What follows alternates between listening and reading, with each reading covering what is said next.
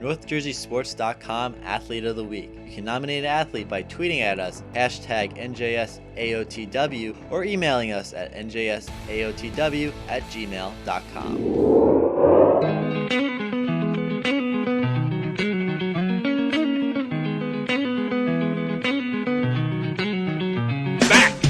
Monday Morning Quarterback, NorthJerseySports.com's original multimedia series talking all things football throughout North Jersey.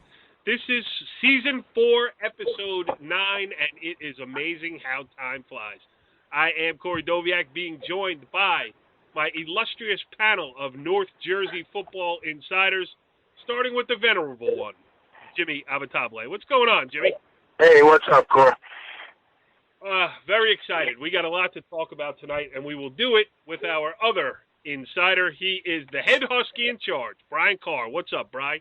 Hey, great. It was really good. 3 games this past weekend. It was a great weekend, so we'll get to talk about a lot of that stuff. Getting excited. No doubt.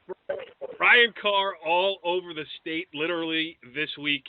Let me just set up the show real fast. At the top of it, we are going to put a bow on what was a very successful and entertaining first year of this NJIC tournament. The entire Monday Morning Quarterback crew was in attendance. So we got sound, we have perspective, we all watched the game, some shot pictures, some broke down strategies. So we're going to talk all about that, put that in the bank, and then we will move on. Our guest this evening is the New Jersey high school football guru, none other than Pat Rice. He will join us a little bit later in the show. And we're going to open up our preview. I mean, we are North Jersey-centric for sure, hence the name NorthJerseySports.com. But Brian Carr has widened our horizons a little bit. Pat's got knowledge, and Jimmy also, of things going around this, all things going on around the state. So we're going to touch on some out-of-area stuff, too, because, you know what, state tournament is fun, and we'll talk as much about it as we can. But let's get started in the NJIC. I will set the stage. I brought my daughter with me. I pulled up. I got about 2 blocks from Hirschfield Park, and cop had traffic stopped. The marching band's going down the middle of the street, and I say, hey, you think I'm going to get any closer, or should I just park here? He's like, back it up and take that spot. So 2 blocks away, get into the place. You know, you see the smoke rising over the snack bar. You got the old school stands. You got the grass field. You got sunshine, Saturday football. So forget about everything else. The gravity of game, the level of competition, the quality of play, all of those things. Jimmy, just a great place to be for a football game on an old school Saturday. Hey, you know, the one word that comes to mind is perfection. I mean, you had everything that you could possibly want as a football fan the other day. Hirschfield Park, one of the great venues. If you've never been there, you know, go there on a Saturday during the state playoffs. You'll really enjoy it. Yes. Pompton Lakes, in Pompton Lakes, it was great. Hasbrouck Heights came away with the win 14-13, and Bry, competitive all the way through. I mean, no team had larger than a 7-point lead. It was a great game, you know. Coach Del Caso, he said to me after the game, what'd you think? And I said, best game of the year. Unbelievable, very competitive, down to the wire. Hey, what more could you ask? The kids were charged up. The kids were excited. I think it was a great day of football. Couldn't ask for more. Yeah, it absolutely was a great day of football, and we also have to, you know, we had Nick Del Calzo on the show 2 weeks ago. It was a great appearance, but I think we missed something with the bowling ball story. We got to have him back on for that. Oh, he's a great guy. I mean, he's unbelievable how nice he is. He's so friendly. Yep. He's so friendly. It's just unbelievable, you know. He was excited. He was really excited after the game. Yeah, he was really excited after the game. He goes, I'll tell you one that I should have told you. He goes, next time, I'm going to tell you a story about when I was the bowling coach. something about a bowling ball running smack dab into traffic on Route 17. So it was good stuff there. Frank Quattrone, the Hasbrouck Heights quarterback. Heights was down for the first time this season at the half, 13-6. And, you know, it was tough to move the ball for both teams. I'm not certainly putting it in any type of comparison to Alabama LSU, but it was the small high school, New Jersey small high school football version of defense first, Jimmy. And, both teams did a great job of stopping what the other guy did. You mentioned, it was two great offenses facing two great defenses, and I'll tell you what, it was a battle. I mean, each team had to work for every yard they got. Pompton Lakes came out early and jumped ahead. Hasbrouck Heights fought back, missed the extra point, and at that point you start thinking to yourself, hey, could 7-6 be the final? It was just back and forth. It was like a 15-round boxing match.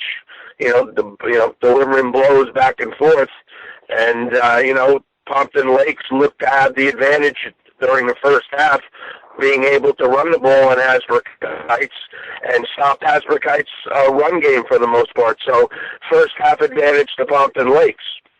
Yes, first half advantage to Pompton Lakes. And so they go into the locker rooms, and Del Calzo was thinking, hey, if I score here, I'm going for 2 to take the lead and put the pressure on him. Scott Mahoney, the Pompton Lakes head coach, he had the same thing. He said, I have the sound. I can actually play it.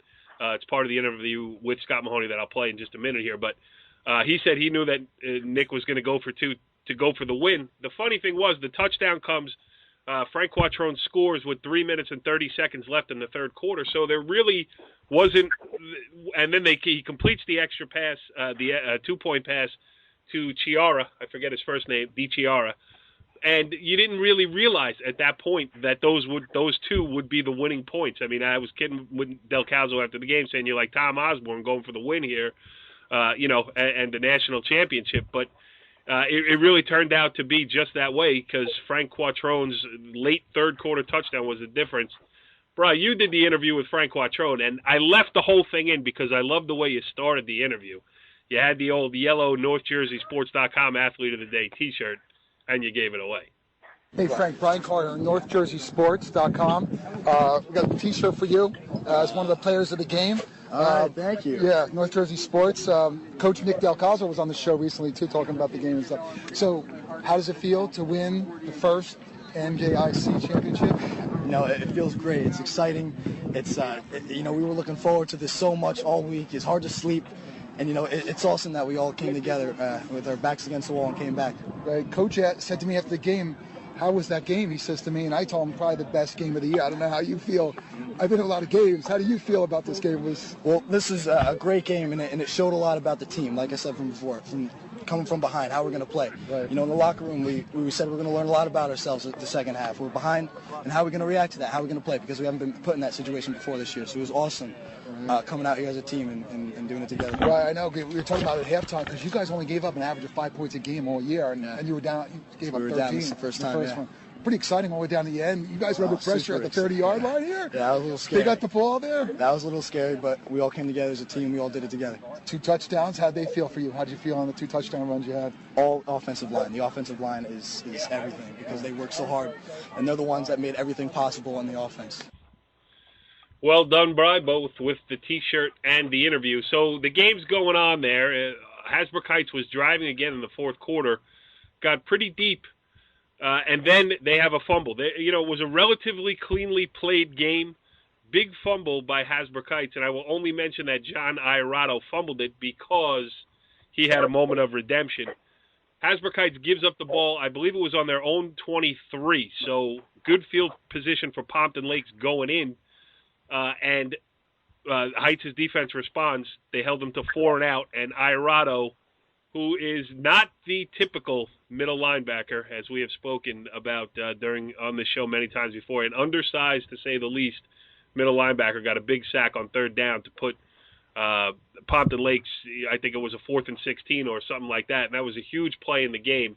Caught up with John Iorato afterwards, and here's what he said. Coming in, I knew they were going to be big up front, strong running backs, strong linemen, but I knew we would be able to outlast them, which we did. We started out a little slow. They were pushing us around, but, we played some Heights football at the end. We came out strong. It seemed like you wore them down a little bit toward the end. They couldn't run the ball. Yeah, we wore them down on defense, and we pounded them on offense the second half. That's what it came down to. How about the sack? That was huge. You give the ball up, and you guys are in a bad spot. I think they took over on the 24-yard line, and you had that big sack that really took them out of, put them behind the sticks. Yeah, I needed to do that because I gave them the ball in their own red zone, so I needed to do something to make it up for my team, whether it was that, strip ball, or I couldn't just leave the team like that. How does it feel to win the first NJIC tournament championship? It feels incredible. You know, we made history today. First Heights team to win this. It's a good feeling. First any team to win it. So a great format, a great idea, and it couldn't have played out better for the first-year experiment of this thing, and I see this thing sticking around for a long time. All right, so Hasbrouck Heights holds on, 14-13 victory. They are heading on to the state tournament. They're the number 1 seed in North 1 Group 1. We'll get to that a little bit later. Pompton Lakes suffered its first loss of the season, but they're headed on to the state playoffs too. Big things in front of them as well. I caught up with their head coach, Scott Mahoney, a guest on last week's show here on the Monday Morning Quarterback, kind enough to give us these words again. Well, first of all, thanks for coming on the show the other night. That was great, Yep. and we got a lot of great feedback. And second of all, I know it's probably little consolation, but I'm going through my brain here trying to remember a better high school football game and a better high school football atmosphere than this one. Yeah, I mean, Herschel Park's a great place. We go at it all the time. We've been fortunate to get them in 2 state finals and come away to winners. They got us today for this one. But that's what high school sports is about, and that's what you're looking for. You're looking for that team to push you. And there's no losing here. I think these guys felt something. Sometimes, you don't want to lose ever, but, this will sting, and they'll remember it, and we're going to be a better football team for it. There's no doubt about it. And, I mean, look, the next 3 weeks, there's a lot of hype. There's a lot of stuff to play for. You want to try to get yourself in that big stadium. I mean, this is a fun place. Yeah. And we're going to be here next week. And we, like I told you the other day on the show, we got the 1 or the 2. Win or lose now, I don't know if Elmwood Park won today. If they won, we're definitely the 1. If they lost and we tie Ma 1, I don't know what the tiebreaker is going to be. But we got our 2 home games, and that's what you play for. We slugged it out, and it's fun. This place was packed. But I think that's what everybody thought of when they thought of this format. And we'll be back. I'm sure at some point this program will be back in this game, and we'll get it next time. Just defensively, they're very tough. Sure. I mean, they're hard to move the ball on, as are you. Yeah, we were hard to move the ball on too. And I knew at halftime. I said to the coaches, if he scores, he's going for the win. He's going for the 2. They did. We shifted. We had it. They called a good play. And that's what that is down there. And you tip your hat on that big play. They called a good play, Jimmy. Hey, There's no question. One thing you want to mention is, the great thing, Pompton Lakes did come out with the number 1 seed via the tiebreaker, so no harm, no foul for them coming out of this game. But for both teams, it exposes weaknesses in your game that maybe you weren't shown the previous 7 weeks. So as a football team, both teams had to dig deep. They did. Hasbrouck Heights came out with the W, but both teams learned about themselves a little bit more. Yep. All right, so, hey, the first year of the NJIC Tournament, a success. Look, we took up the first 13 minutes of the show talking about it. We used last week's show to preview it, the week before to preview it, too. So I think the NJIC got exactly what it wanted, and that's a little bit of well-deserved attention for small school football. So good stuff there. We're done. We'll see you next year on the NJIC Tournament. It's time to move on now to the big show. The state sectional playoffs will get underway this week. Lots of local interest, lots of statewide interest, lots of small school interest, non-public interest. We're going to talk about all of it, and we will do it all with the local high school sports guru that he is, as we welcome in here on the Complete Performance Baseball Academy hotline. He is Pat Rice. Pat, what's going on? Oh, same old, getting ready for the playoffs. So it's always going to be a lot of fun. Playoff system is not perfect, but hey, you make the best of it. But yeah, well, that's a good place to start. So we're gonna go around the brackets here in a second, but you are a good guy to ask. Let's get your view overall. I mean, so much has been talked about with problems with this PowerPoint system, and sometimes good losses being better than bad wins, which is a little bit crazy. Give us your overall perspective. Well, we could start off as Exhibit A, Group 5, Section 2 of the North. has, as the 8th seed, a 1-7 Columbia team. And they got it based off of two things. Once they upset East Orange early in the year, and so that was 25 power points, but they played Seton Hall Prep, so they got 1.5 times the points they normally would have gotten, and I think it was enough to edge out a 4-4 Linden team. As a matter of fact, I'm looking at it right now, and they have 67 points, whereas Linden has 66. So that playing the parochial team got them into the playoffs. Well, that sounds to me, Jimmy, like it's an easy fix.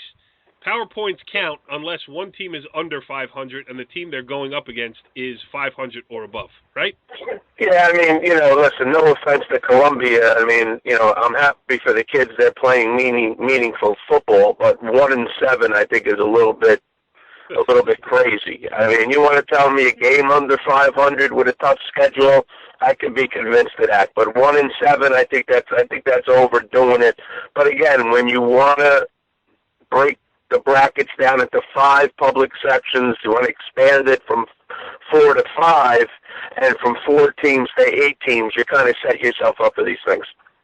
That's really the point too. Can we please go back to 4 sections? I mean, it's just spread too thin. And again, no offense to anybody, but there are some bad teams in the state. Yeah, and I mean, some of these teams, there's guys I like. I like Columbia head coach Gary Mobley. I had a nice chat with him, and he even said to me, he said, "Hey, it's not my fault that the whole thing is watered down." Right. Yeah. No, it's but absolutely they're not true. the only ones. There are 12 teams in the playoffs with losing records. Luckily, nobody in Section 1, but there's 3 other sections. They have teams with 2-6 Nutley, the 8th seed. Right. And are any of those other under 500 teams in above 500 or above teams, or is that one Columbia case the only one you know of? Well, there's where Nutley is 2-6 as the 8th seed. As the 6th seed, you have a 3-5 Governor Livingston team. Yeah, we have to have some. I mean, first there's got to be common sense, and then the rest of it can be, subjective. But if you're 1-7 and there's a team in your bracket that's 4-4, I don't care who you played. You are 1-7, and the other team is 4-4. 4-4 in, 1-7 out. All right. Agreed. Anyway. Any other issues, though, before we get started? Because, this is the time to do it. Because once the games start, all this stuff goes out there. It's like the NCAA tournament, in basketball. Yeah. I counted 12 teams with a losing record, 14 with 4-4 records. All right. Yeah, I'll say one brief thing, and you'd get it with part of it was why they went to 5 sections in the first 5 groups in the first place is you have a 6-2 Butler team that gets they're on the outside looking in. They're playing a consolation game this week, and they got beaten out PowerPoint wise. But at least the teams had winning records. But still, how do you miss the playoffs with a 6-2 record? Yeah, and how do you get in with a 1-7? All right, Brian. Yeah. I know you're excited for this, so you're going to be the first as I play this. That's the sounder. Brian Carr, pick your bracket. Well, since we have some audio, we're picking North 2, Group 5, since it's my alma mater, who's the number 1 seed in the bracket, Bridgewater Raritan. I'm not sure if you want to go. Pat, you want to talk about the bracket? You know that bracket? Yeah, well... Yes, but wait, Pat, before you do. Jimmy, do you find this a little disturbing, Pat, Jimmy? What? That we just found out something about Brian Carr? I mean, he is the guy who walks around Dumont Memorial Field. He takes pictures of the monuments.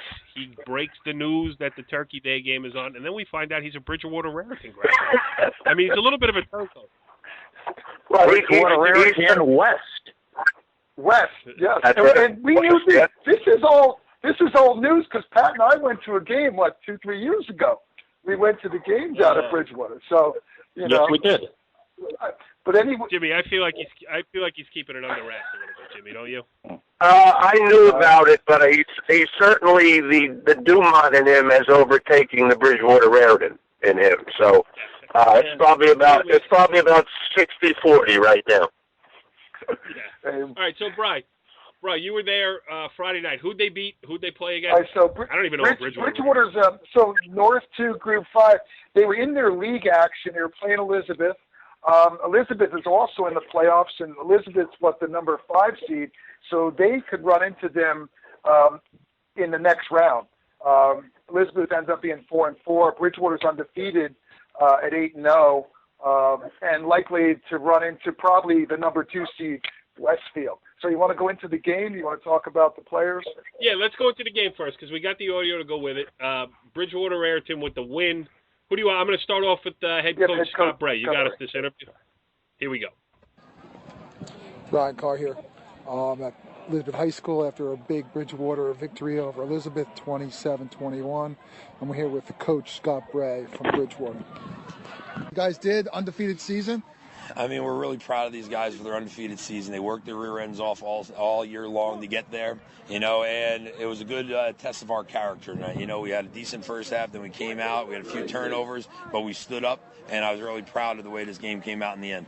You've got some good guys. I think the defense really hustled to the ball. No, they did. A lot. I mean, their 2 scores come. We put our defense on the short field, right. And they're a good football team. Right. They're a good football team. They've got some high-quality athletes, and we gave them momentum. Like I said, I was really proud of our guys and the way they pushed back. So what do you think you guys got to do now after this to get ready for the playoffs? You got to tighten up some things like every team does going into the playoffs. You got to have a focus, because now the mentality is, hey, you're one and done, right? Right. It's no longer there's another week, and so that's something we'll emphasize as we go. And I know our guys will do well preparing for it. Now, Brian, did you go in there with your, credentials? Did you say, hey, coach, I used to roam these halls? No, they were up in Elizabeth, but I did tell them. I met them a couple of years ago, and I did tell them. I reminded them, and pretty much all the players as I walked up said, hey, I'm an alumni. Hey. So 27-21 win to finish off the regular season with a perfect record for Bridgewater Raritan. Brandon, quarterback Nick Atanasio had a good game for him. You got us this sound. Brian Carr here with Nick Tanisio from Bridgewater Raritan. He's a Panther. He's quarterback. Tell me about the game. What do you think? How'd you guys do? We had a lot of errors, but we stuck in there between everything we needed to do. I give credit to the offensive line in the fourth quarter, pushing it down their throats. That's what we really needed to kill the clock. Even when they had momentum, we pushed harder and took out the game. Yeah, and I think nice pass there in the first half, near the end of the first half to Brandon Meyer in the corner. Yeah. Nice throw, nice touch on that one, huh? Yeah, it was a big play. Brandon told the coach we've been practicing the fade all week. I told him you're going to score this week, and he did. He came in clutch and scored.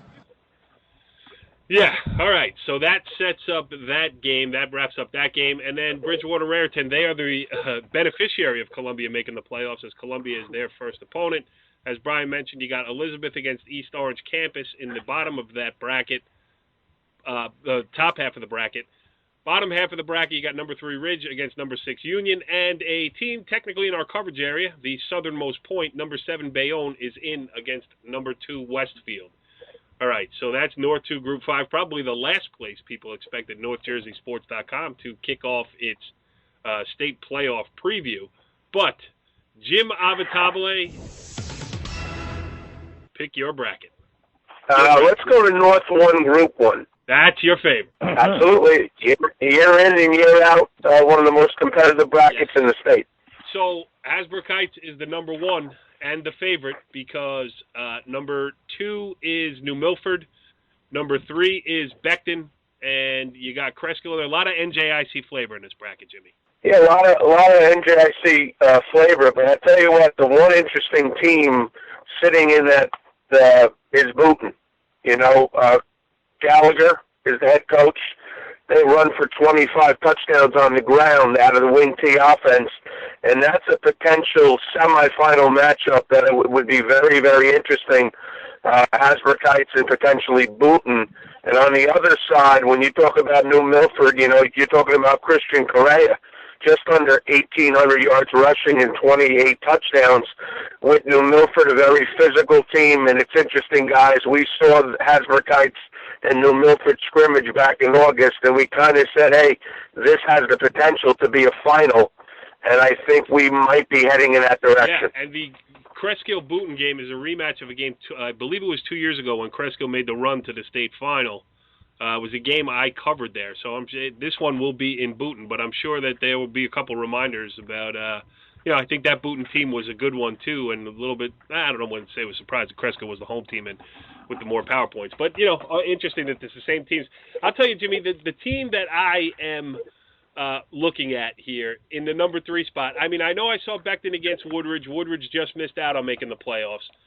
But again, the size of Beckton, I was surprised that they went down, not that they went down to Hasbrouck Heights in the NJIC semifinals, but that they went down 28-0 and really didn't put up that much of a fight. I think Beckton is going to have a better showing here, and I wouldn't be surprised to see them make a good run.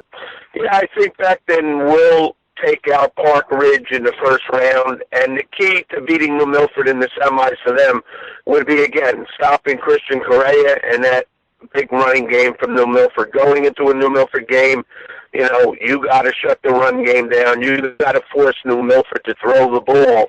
And if you can do that, you have an opportunity because New Milford isn't as polished throwing the ball as they are obviously running the ball. For Beckton, though, I think that easy schedule, Pat, caught up to them the last 2 weeks. Everything had gone their way so early. We saw a lot of frustration in that Hasbrouck Heights game when things weren't going their way. And, they have to get back to basics if they want to make a run. Yeah, and I think the game against Rutherford will probably help them, even though they didn't win. It was a competitive game. So maybe that can help them. Brian, anything to add on North 1 Group 1 before we move on here? No, you guys did a good job. All right. Yeah. I believe it is Pat Rice's turn to pick a bracket. You know what? I think I'm looking around and saying, which one should I choose? I think I'm going to go with the big bad parochials of Group 4. All right, Pat. Take us in that direction. Well, it's going to be interesting because Jimmy and I, certainly maybe Brian is, I haven't heard anything, but that's the game. We're going to go to Bergen Catholic on Saturday. They're playing St. Augustine from South Jersey. And with all this PowerPoint, I don't know what to make out of it. I haven't even tried to decipher half of it. But Bergen is the 2 seed at 5-3. St. Augustine is the 7 seed at 8-0. Now, but I'm telling you, I think that this is a team that's being overlooked. Because a few weeks ago, I'm saying to myself, if I were to pick favorites in that section, or that group, it's not a section, it's the state. I was thinking to myself about a week and a half ago, I would say Bosco or Paramus Catholic. But now maybe, I don't know, after this week we'll know. There's this little dark horse, the little question mark, St. Augustine. And the big Achilles heel for Bergen is the offensive line. They got very good skilled kids, but the offensive line, they struggle sometimes. If it goes chalk in the first round, it would be Paramus Catholic against Don Bosco Prep and St. Peter's Prep against Bergen Catholic. And Jimmy, and when we had Augie on a couple weeks ago, we made the analogy that it's, they're stuck in the cage with no way out. You know what I mean? It's 2 teams enter, 1 team leave. That's the way it's been all year in that bracket, and it just goes right back to that. And being honest, even with what Pat said about St. Augustine, okay, they're a live underdog, but they're an underdog for sure. And it's going to be, I suspect it's going to be 1, 2, 3, and 4, and here we go again, boys. I tell you what, Cor, not that I wish it, but do not be surprised if St. Augustine knocks off Bergen Catholic. They've been a program very similar to Red Bank Catholic the last couple of years, who have modeled their programs after the big parochials in the north. They have a very, very big physical offensive line. They have some very, very good running backs, and their defense is a high blitz defense. And if you watch Bergen Catholic the last couple of weeks, the problem has been pass protection. I was able to talk a little bit to Coach Nunzio. He is very, very concerned about St. Augustine. And I'll tell you what, the gap is certainly closing between St. Augustine and the power teams up north. Pat, how much contact do you have with the, other non-publics playing in other parts of the state? Not that much. I monitor what they do. I watch some stuff like the half of it's really the huddle highlights that are on Max Preps, and I try to watch what they have, and they look good. The running back, number 36, his name is Dobbins, is good, and they have a couple of good receivers. The quarterback's mobile. The offensive line is big, and they have 4 underclassmen on that out of the 5, and they got some good kids on defense.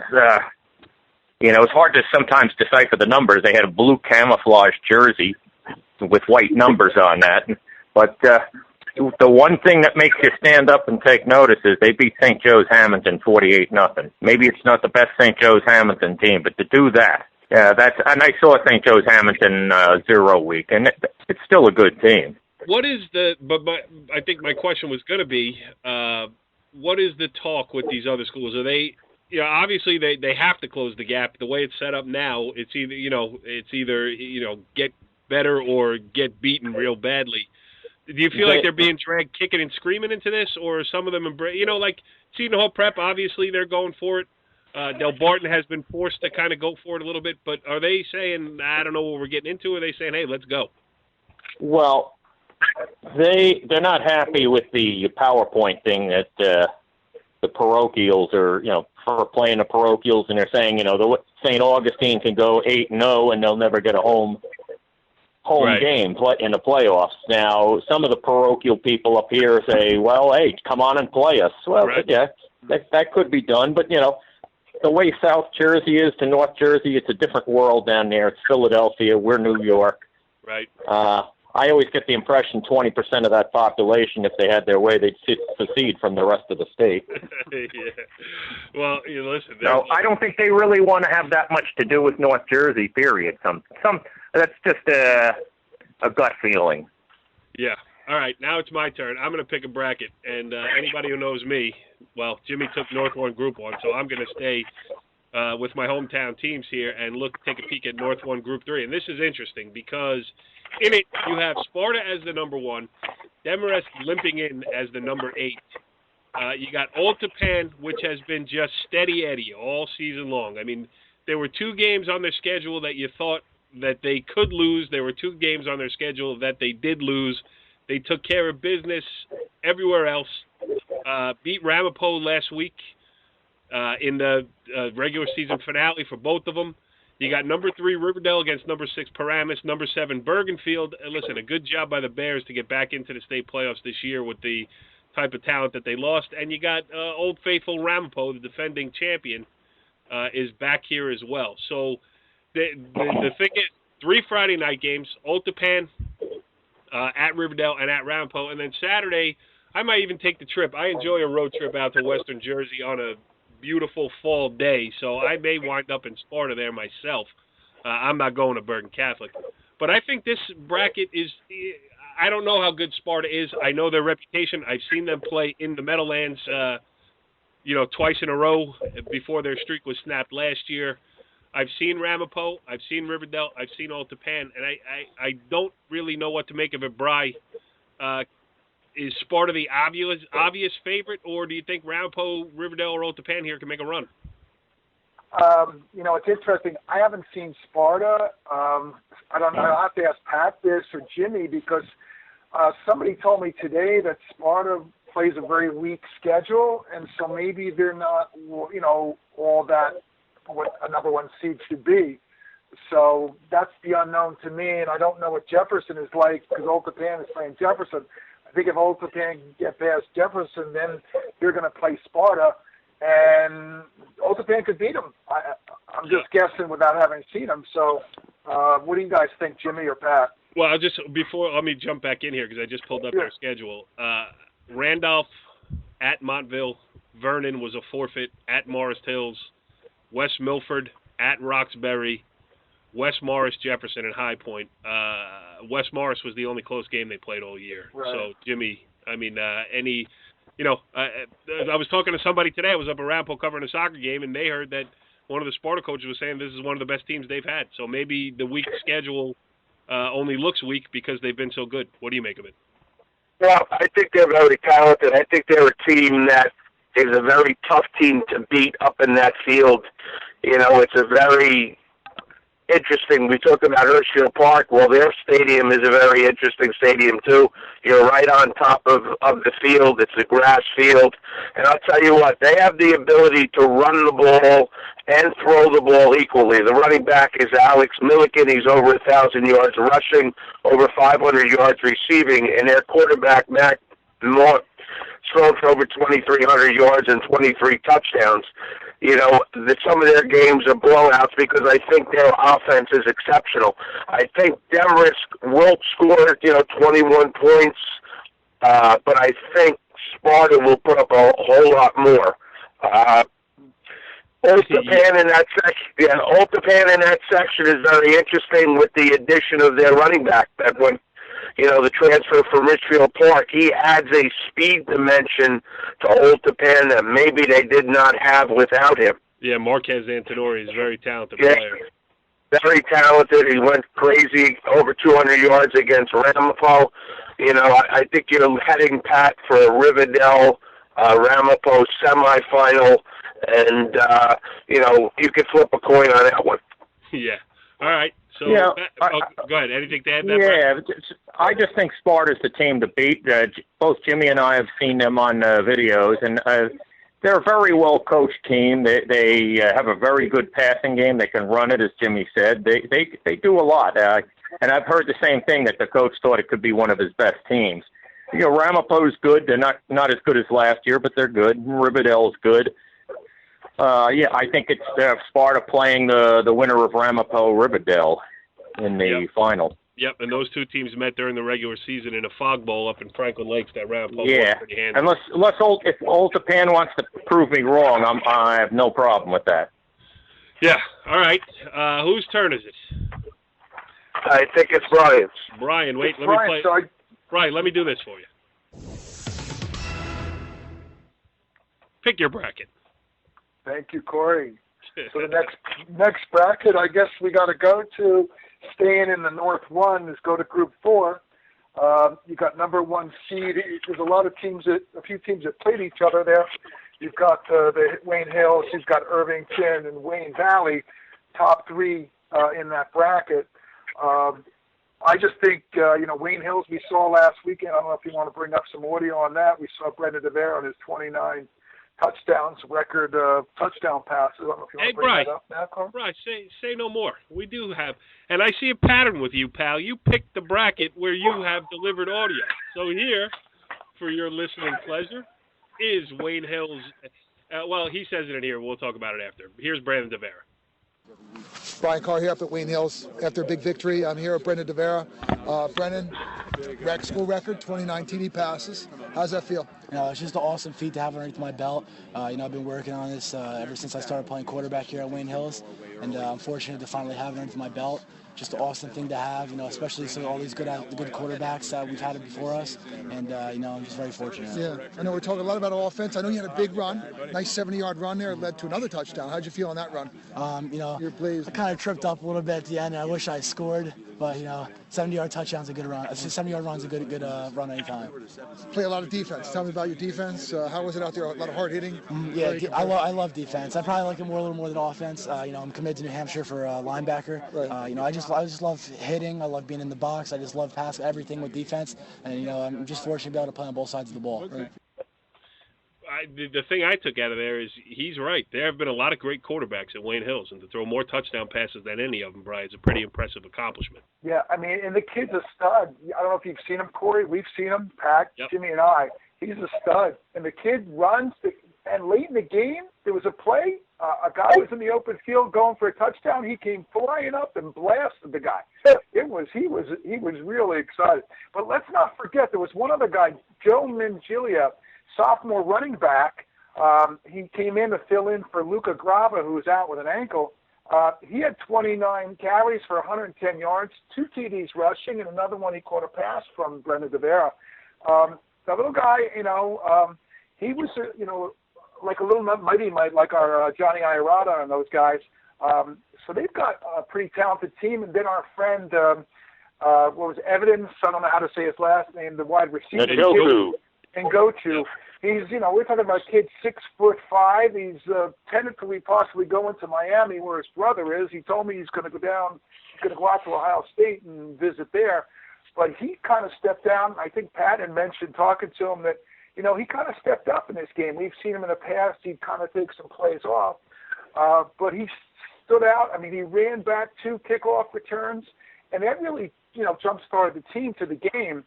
He had a really good run. I got a flag on the first kickoff, but they were at midfield on the first drive. So he helped them a lot, and he caught a nice pass on a good throw by Brendan Devere for a TD. So, but back to the bracket. What I see, it's you got to beat Wayne Hills to get through this. Wayne Hills has now beat both, the second team in the bracket. They beat Irvington there, and then they just had a very, very competitive game against Wayne Valley week before last, where they had to come back from 9 points down. So you've got a really, really good, and Irvington is saying, you know what, you're going to see a better team come playoff time. So they have the talent at Irvington. So right now, I think, Wayne Hills is going to play Roxbury to start, and Fairlawn plays West Morris. And then the winner of Fairlawn and West Morris will take on likely Wayne Hills. And on the other 2 teams on the bottom side, you got Randolph against Irvington and Morris Knowles and playing Wayne Hills. Guys, if you want to chime in about what you guys think on these. Yeah, Pat, is there anybody, obviously Irvington and Wayne Valley are going to be challengers to Wayne Hills. Is there anybody else we're missing? Listen, it's great that Fairlawn's in the playoffs. We had Rob Gentile on early this season. But, let's be honest here. Fairlawn... Yeah, well, before I delve into that, I just say I think that coaching staff did a very good job with the team, but, yes, they had a lighter schedule. And up front, I question, them handling somebody like West Morris or Wayne Hills. I'd like to be proven wrong, but I don't see it. Now, as far as that, an interesting semifinal is going to be, to me, West Morris at Wayne Hills. Because West Morris is they're always there. They're a very consistent program. They run the wing tee. There's nothing fancy about them, but they're a good team. They're a good program. And as far as Irvington, I wouldn't be shocked if it was a rematch, Irvington-Wayne Hills in a final, or Wayne Valley-Wayne Hills. But they got to get by West Morris. They play Roxbury first, and they played Roxbury early in the year, and by end of the third quarter, early fourth, it looked like they were going to lose to Roxbury, but Devere led them back, and Devere is definitely the guy who drives that engine, and he's a heck of a high school football player on both sides of the ball. Absolutely. Yeah. Jimmy, anything to add there before I let you pick the bracket? Obviously, Wayne Hills is the favorite if they're engaged as a team. When they're out there, when they're ready to play, it's their section to lose. But the one thing you notice, there are times defensively where they go into lapses, Pat, where Wayne Valley is a 1-point game. You mentioned down 2 touchdowns to Roxbury in the fourth quarter. They're susceptible to sleepwalking, especially defensively, and if they do, they can be beaten. If they're ready to play on all 8 cylinders, I think they come home with the championship.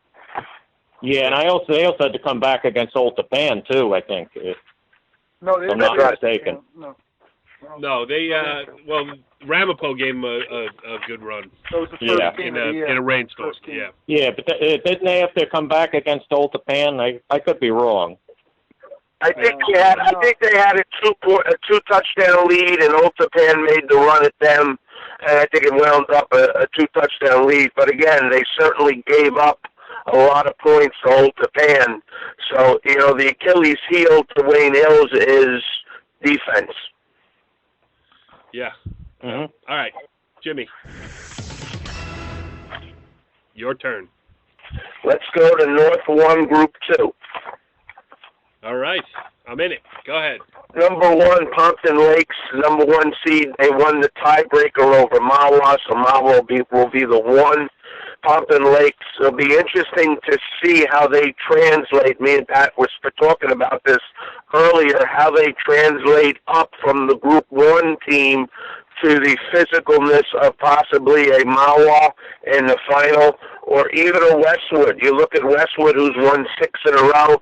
Their last 2 victories, a very, very tough, a very, very good win down against a very talented Lincoln team last Thursday night, Pat. And, for Westwood, going up against Waldwick, I don't think Waldwick is as talented as those teams that played Westwood in the finals 3 or 4 years ago.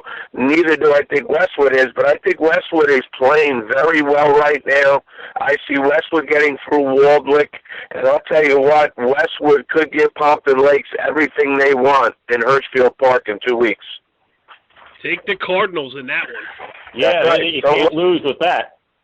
That's right. Yeah. Go ahead, Pat. Something to add there? Yeah, Pompton, Westwood, Mawa. That's who I was looking for. Yeah, I think those are the 3 favorites. Newton isn't a bad team. I don't see them as being an exceptional team. I think they're a nice team to watch. They do what they do very well. I think the dark horse in the bottom 4 to me is Pequannock. Mm-hmm. I am not saying they're going to win the title. It was interesting 2 weeks where Mawa had lost to Hanover Park, and then the following week, Pequannock played them, and Pequannock buried Hanover Park. And then the following week, they lose to a team with a losing record in Montville. My feeling is they can easily go into Newton and come away with a W there. Yeah, we talked about Mawa real quick, Corey. Mawa, a very physical team. Yeah. The one Achilles heel with Mawa might be if you can put them in passing situations, Pat, where now it's 2nd and 7 and 3rd and 8. If you can load the box up against Mawa, easier said than done, and force them to throw, you have a shot. At Pequannock, we saw a little bit of Pequannock last year. They've been knocking on the door the last couple of years in the playoffs, and you know what? They're going to eventually come out with a big win. Yes, I agree. It's sort of like Definitely. that St. Augustine theory, because I said to Jimmy, sooner or later they're going to win one of those games. Now, right. But it gets to that. And the way Pequannock has been knocking, they're going to win one of those games eventually. All right, I'm going to skip the sound effects here because we're running out of brackets. We'll cover this one here, North 1, Group 5. Interesting. Ridgewood is the number 1, West Orange the 8, Montclair the 5, Bloomfield the 4. Bottom of the bracket is 3 PCT against 6 Hackensack and 7 Clifton against 2 Union City. Now, we've talked about it on the show the night I covered Ridgewood against Old Tappan. Ridgewood head coach Chuck Johnson was looking for the number 2 seed so he could stay away from number 1 Montclair. Well, he did stay away from number 1 Montclair by getting that seed himself, but now they could face each other in the semifinals as Montclair is the number 5, Brian. That's an interesting turn of events. Again, Passaic Tech has had Hackensack's number. That's the 3-6 game, and Union City has played well this year. So, I think of all the brackets we looked at, this one is pretty wide open. Yeah, I agree. And Jimmy and I are definitely going Friday night to Ridgewood. And I think of the 3 possibilities Ridgewood had, I think the toughest one for them is going to be West Orange. Ridgewood can easily win that game, but I think this is West Orange is playing good football. They got off to a 1-3 start. They've won their last few games. They have a good backfield. Michael Asuji, he's sort of Mr. Inside for them. And then there's this C.J. Wilson, who's transferred from East Orange, and he's Mr. Outside for them. And they have this linebacker, Christian, I'm going to try to pronounce his last name, Onyechi, or it's one of those African names, Onyechi, but he's going to Rutgers, and he looks very good to me. So I think they bring an interesting team over to Ridgewood this Friday night. Yeah. I think they're a confident West Orange team. With a big win over Montclair 2 weeks ago. Certainly not an easy 1-8 game. I know Coach Johnson a couple of years ago was stung by an 8 team in Passaic I'm not predicting it's going to happen, but would it shock me? Absolutely not. Bloomfield, Montclair, that's a big rivalry. They play on Thanksgiving. They will play on Thanksgiving 2 weeks after they play Friday night. And you know what? There is no safety net for Montclair. Montclair was perceived to be the team, give them the trophy in August. They've lost 3 games. And, if they don't get it done, they're going to be 1-0. Yep, absolutely. Can Hackensack beat Clifton? Passaic Tech finally? Get over the hump, make a run. Hey guys, you didn't talk about Bloomfield. You didn't talk about Bloomfield. I hear them as a good team in that against Montclair. You give them a chance against Montclair? Oh, they're a talented team. They have a lot of 3-year starters. Coach Carter is a longtime coach there. He's been there since 1990. The one thing when you see Bloomfield, they are a little bit undisciplined. In their opening game, they committed over 200 yards in penalties, which, is a mind-boggling stat. They still won the game going away, so that tells you they're talented. Can they beat Montclair if Montclair stays in the days they've been in? Absolutely. Going to Hackensack, Passaic Tech, we saw Passaic Tech early. I was with Pat. We saw them against Bergen Tech. They're a solid team. I don't know if they're as good as they were last year. I think Hackensack, their passing attack, their receiver just came back off injury. If I had a bet, I would bet Passaic Tech. But, Hackensack has a shot in this game. And I'll tell you what, the Hackensack fans have been waiting for a big playoff victory for a long time. Yeah, absolutely. They have to bring their A game, that's for sure. Yep. All right, the last day, we're going long here, so let's just touch briefly. When we had Augie Hoffman on a couple weeks ago, maybe it was last week, I don't know, they all run into each other, but, we asked him about not getting to play in Group 4, now dropping down into Group 3, and listen, any state title is a great state title, but they're playing on a different field. They have a bye in the first round, right? Pat, nobody accepted the game in the first round. Yeah, it was nobody won. Yeah, I'm trying to think of it. One of them is Pingree, I think. The other is Bishop Eustace. Yeah. Right. And so they couldn't even get a game for the first round, which tells you the difference because there's guys chomping in the bit in non-public Group 4 to just get in and get to play somebody. And St. Joe's Montvale has an extra week off, which can only help with the schedule they played in the battered bodies. But St. John Vianney is the 5, Camden Catholic the 4, 3 is Pope John, 6 Red Bank Catholic, and then Bishop R and DePaul at the bottom. And for my money, it's going to be St. Joe's DePaul. Yeah. In a game of, 2 North Jersey big-time public, non-public schools, Brian. Yeah, I agree. I know you're rooting for St. Joe's. No, that's what I had written down, too. That's what I was picked. What, that you were rooting for No, St. Joe's? No, I picked the same 2 teams that you picked. That's my pick. You didn't have to write that down. You knew it all along. No, I went through them, yeah. So I like Joe's, and I haven't seen a lot of these other teams play. St. John Vianney is a good team, Red Bank Catholic, so, you don't want to say that those teams don't have a chance. But we all know we're NorthJerseySports.com. Yeah. We're NorthJerseySports.com. We're not all JerseySports.com, so we can say whatever we want. We were in Middletown. We were in Middletown a couple of weeks ago. Yes, we were.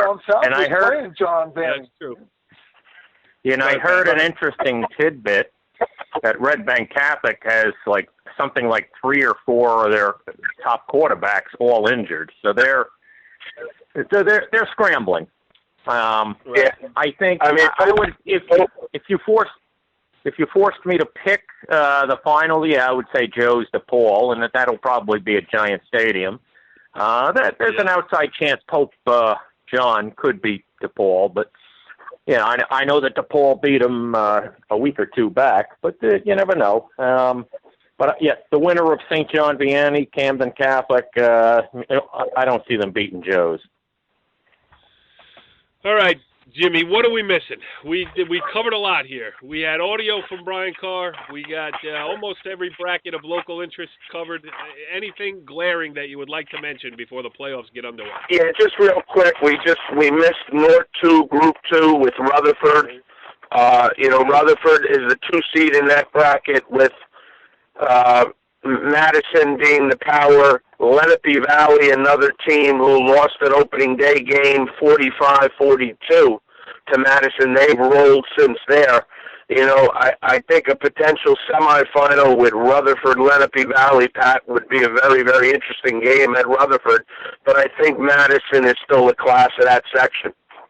Yeah, unless the only other team I could see making something different out of it is Hanover Park. But those are the four. They're so definitely the top four. Hey, let's give a shout out to Fort Lee. Fort Lee, winning record for quite some time, and first time making the playoff. I think it's about 20 years since they've made the playoff. So Fort Lee, you know, I don't expect them to last too long, but they made it. So it should be, you know, hey, congratulations for them guys making it there. And the other guy in North 2, Group 3, another local team. We got Richfield Park in there, another former BSL American, BCSL American team. Richfield Park, I don't know how far they're going to go. They came out early, had a good record, and then they've lost quite a number of games here late in the season. So that's another bracket. Yeah. Pat, final thought from you? I just let the games begin and may the best team win. Wow, that is a profound way to end this edition of the Monday Morning Quarterback. We'll see you next week. Follow the leader.